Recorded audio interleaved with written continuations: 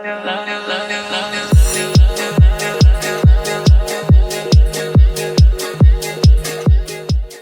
की इस वीडियो में हम लोग टाइपकास्टिंग को डिस्कस करेंगे, उसकी दोनों टाइप्स इम्प्लिसिट और एक्सप्लिसिट टाइपकास्टिंग को भी डिस्कस करेंगे। तो सबसे पहले मैं यहाँ पे एक नया प्रोजेक्ट क्रिएट कर लेता हूँ और मैं इसे टाइपकास्टिंग का टाइटल दे देता हूँ।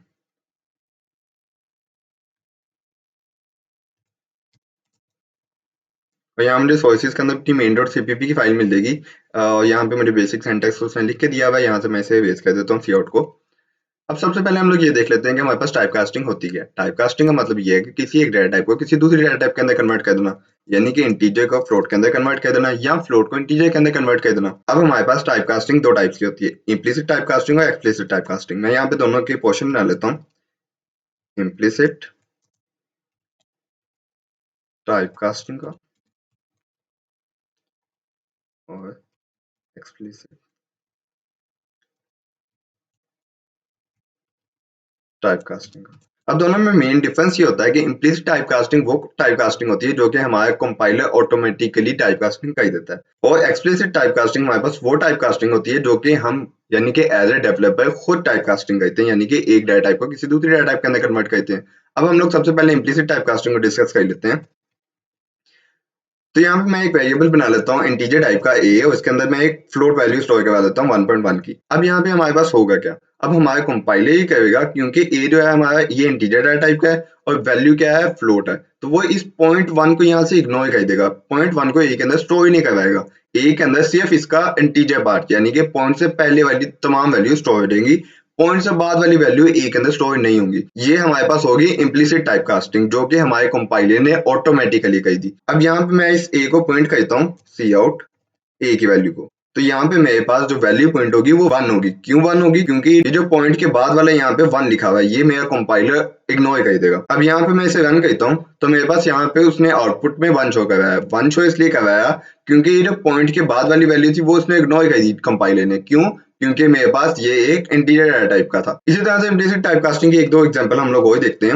अब हम लोग ये कहते हैं कि हम दो वेरिएबल्स बना लेते हैं ए और बी के नाम से, ए और बी भी मैं कुछ बना लेता हूँ जिसके अंदर वैल्यू स्टोर कर ली, लेट्स से ये 2.5 या 2.3 कर दी, ठीक है। अब मैं क्या कहता हूँ, मैं स्क्रीन के ऊपर प्रिंट करवा देता हूँ a प्लस बी। अब क्या होगा, मेरे पास a के अंदर स्टोर हो जाएगा 1 और b के अंदर स्टोर हो जाएगा मेरे पास सिर्फ 2 और 0.3 मेरे पास इग्नोर हो जाएगा, इम्प्लिसिट टाइपकास्टिंग हो जाएगी और मेरे पास स्क्रीन के ऊपर प्रिंट हो जाएगा 1 + 2 3। मैं इसे रन करता हूँ तो ये मेरे पास स्क्रीन के ऊपर 3 प्रिंट हो गया जो कि हमारी इम्प्लिसिट टाइपकास्टिंग होगी यहाँ पे। इसी तरह से एक और एग्जांपल देखते हैं। हम लोग ए बनाते हैं एक इंटीजर डाटा टाइप का और यहाँ पे एक कैरेक्टर इसके अंदर स्टोर करवाने की कोशिश करते हैं, यानी कि ए के अंदर मैं कैरेक्टर ए स्टोर कर देता हूँ। इसे मैं सी एच का नाम दे देता हूँ यहाँ पे, इंटीजर और सी एच। लेट्स से मैं सी एच का नाम दे देता हूँ, कंफ्यूजन ना हो ए और ए के अंदर। तो यहाँ पे मेरा एक कैरेक्टर नाम का वेरिएबल बन गया जो कि मेरे पास क्या है, इंटीजर है, और इसके अंदर मैं एक कैरेक्टर स्टोर करवाने की कोशिश करूँ। अब यहाँ पे क्या होगा, जब मैं यहाँ पे सी एच को पॉइंट करवाऊंगा तो देखना यहाँ पे क्या होगा, यहाँ पे मेरे पास 97 पॉइंट हो गया।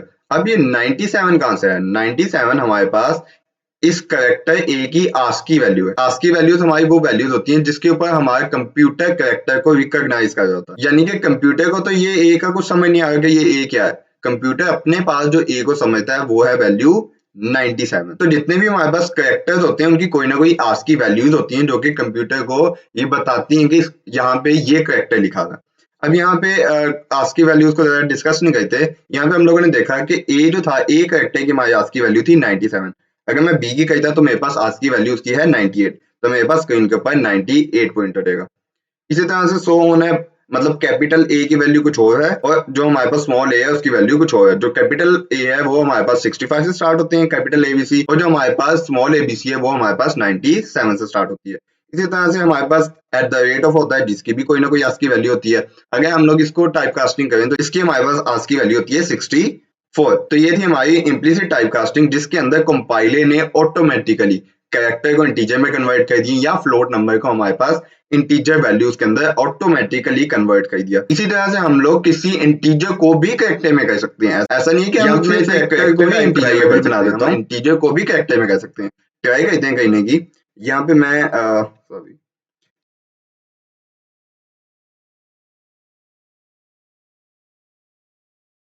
और यहाँ पे इसके अंदर मैं स्टोर करवा देता हूँ 97। अब देखना जो मेरे पास स्क्रीन पे वैल्यू पॉइंट होगी वो होगी ए। क्यों?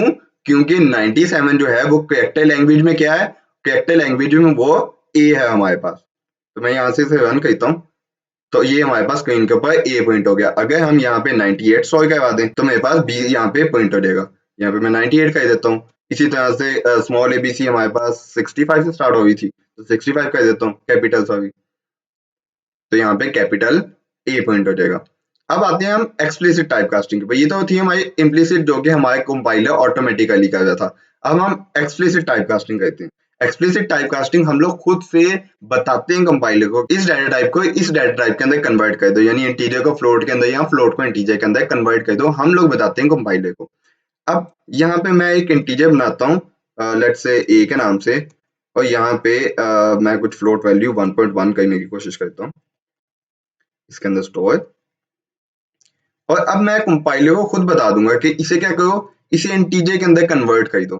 इसे क्यों यूटिलाइज करते हैं अभी थोड़ी देर में हम लोग से देखते हैं, फिलहाल ये इसका सिंटैक्स देख लेते हैं। अब यहाँ पे हमारे पास 1.1 क्या था, एक फ्लोट वैल्यू थी। मैंने कंपाइलर को कहा कि एक्सप्लिसिटली इसे क्या कन्वर्ट कर दो, एक इंटीजर में कन्वर्ट कर दो। तो वो पहले 1.1 को इंटीजर में कन्वर्ट करेगा और फिर ए के अंदर हमारे पास इसे स्टोर कर देगा। मैं यहाँ से इसे प्रिंट करवाता हूँ, सी आउट ए। यहाँ से मैं इसे कमेंट आउट कर देता हूँ ताकि ये कंफ्यूजन ना हो। इसे मैं यहाँ से प्रिंट करता हूँ, तो ये मेरे पास 1 स्टोर हुआ। अब हमें फायदा क्या होता है एक्सप्लिसिट टाइप कास्टिंग का? एक्सप्लिसिट टाइप कास्टिंग का फायदा हमें तब होता है जब हमारी डिवीजन परफॉर्म हो रही होती है किसी दो इंटीजर के दरमियान में, या इस तरह की कोई दूसरी कंडीशन होती है। मैं आपको इसकी एक एग्जांपल करके दिखाता हूँ। यहाँ पे हमारे पास लेट्स से हम लोग इंटीजर बनाते हैं दो, एक ए बनाते हैं जिसको वैल्यू हम लोग असाइन कर देते हैं 10 की, और दूसरा हम बनाते हैं बी जिसको वैल्यू असाइन कर देते हैं 3 की।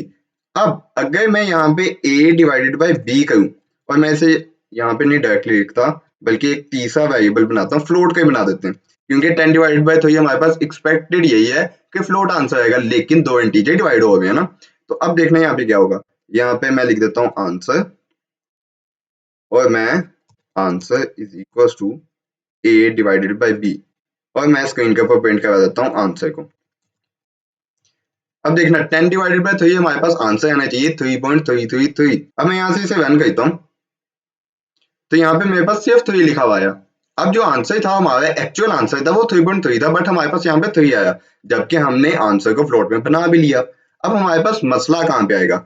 मसला ये आएगा हमारे पास कि हमारे पास ए भी क्या था, ए भी एक इंटीजर था, बी भी क्या था, बी भी एक इंटीजर था। जब एक इंटीजर दूसरे इंटीजर के साथ डिवाइड होता है तो आंसर भी हमारे पास इंटीजर में ही आता है। अब यहाँ तो हमारे पास कोई एक फ्लोट वैल्यू हो, दूसरी इंटीजर वैल्यू हो, लाइक हमारे पास 10 डिवाइडेड बाय 3.1 होता, तब ये हमारे पास फ्लोट में आ जाता क्योंकि एक इंटीजर फ्लोट के साथ डिवाइड हो गया था। लेकिन यहाँ पे दोनों ही इंटीजर हैं, ए भी मेरे पास इंटीजर है, बी भी मेरे पास इंटीजर है, चाहे ये फ्लोट में हो, इससे हमें कोई फर्क नहीं पड़ता कि ये फ्लोट में है या नहीं है। जब हमारे पास आंसर ही इंटीजर में आया तो हम लोग चाहे उसे फ्लोट में स्टोर करें या कैरेक्टर में स्टोर करें, क्या फर्क पड़ता है? हमारे पास आंसर ही यहाँ पे किस में आ रहा है, इंटीजर में आ रहा है। अब यहाँ पे हम इसे फ्लोट में कन्वर्ट कैसे कर सकते हैं? कन्वर्ट करने का सबसे पहला तरीका तो ये है कि मैं इन दोनों में से किसी एक को क्या करूँ, फ्लोट बना दूं, और जब इंटीजर फ्लोट के साथ डिवाइड होगा तो फ्लोट आंसर आ सकता है, ठीक है।